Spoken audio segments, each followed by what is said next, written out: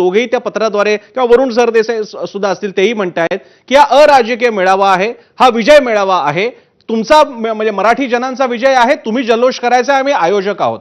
मग माझा प्रश्न असा आहे, तिकडे उद्धव ठाकरे राज ठाकरेंची भाषणं होणार का? एका मंचावरती ते येणार का? मंचच नसेल आणि नुसताच मेळावा असणार आहे? कारण या दोन्ही नेत्यांकडनं काही एक मार्गदर्शन आणि भविष्याची दूरगामी अशी किमान पावलं, निर्देश, संकेत येणं अपेक्षित आहे. तेव्हा दिसणार काय मेळाव्यात?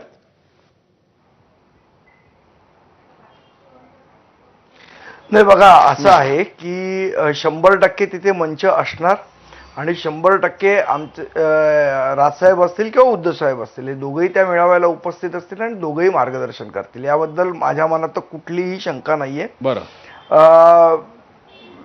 आणि महत्वाचं एक ह्याच्यामध्ये गोष्ट अशी आहे की हा जो विजय आहे, आम्ही प्रामाणिकपणे सांगतोय की बघा कसं आहे, आपण सगळेजण या सगळ्या गोष्टीला राजकीय दृष्टिकोनातनं बघतोय, पण माझं म्हणणं असं आहे की काही गोष्टी या राजकारणाच्या पलीकडे असल्याच पाहिजेत आणि त्यामध्ये मराठी भाषा आहे. महाराष्ट्र नवनिर्माण सेनेच्या बाबतीत मी अतिशय 100% आणि परखडपणे सांगू शकतो की आम्हाला निवडणुकीत यश मिळालं किंवा नाही मिळालं, खूप अनेक वेळा नाही मिळालं, पण आम्ही मराठी भाषेची, मराठी माणसाची या गोष्टींच्या मुद्द्यांवर कधीही आम्ही माघार घेतली नाही, कधीही प्रतारणा केली नाही.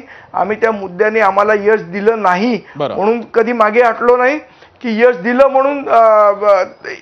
मला असं वाटतं की काही गोष्टी या निवडणुकीच्या राजकारणाच्या पलीकडे जाऊन बघणं हे महाराष्ट्राला गरजेचं आहे. आपण प्रत्येक वेळेला निवडणूक एवढ्या स्वार्थापरचा विचार करून चालणार नाही. काही गोष्टी या सगळ्यापेक्षा मला असं वाटतं राजसाहेबांनी त्यांच्या इंटरव्ह्यू मध्ये पण हे सांगितलं होतं, जो महेश मांजरेकरांचा इंटरव्ह्यू झाला त्याच्यानंतर या सगळ्या चर्चा चालू झाल्या की आमच्या दोघांचेही इगो महाराष्ट्राच्या पेक्षा मोठे नाहीत. मला असं वाटतं हीच गोष्ट आता आपल्याला सिद्ध होताना दिसते 5 तारखेला. धन्यवाद संदीप, धन्यवाद वरुण, तुम्ही दिलेल्या वेळेसाठी. राम कदम आपल्यासोबत कायम राहतील, कारण पुढचा विषय आपल्याला शक्तीपीठचा सुद्धा घ्यायचा आहे आणि त्याचा एकमेकांचा संबंध आहे. एक भाषेचा विषय संपत असताना दुसरा शक्तीपीठाचा विषय तेवढा जोरकसपणे सुरू होतोय. एक थोडासा शहरामध्ये मोठा झालेला विषय, एक ग्रामीण भागात 12 जिल्ह्यांपेक्षा जास्त भागामध्ये मोठा होणारा विषय. त्यामुळे राम कदम आपल्यासोबत राहतील.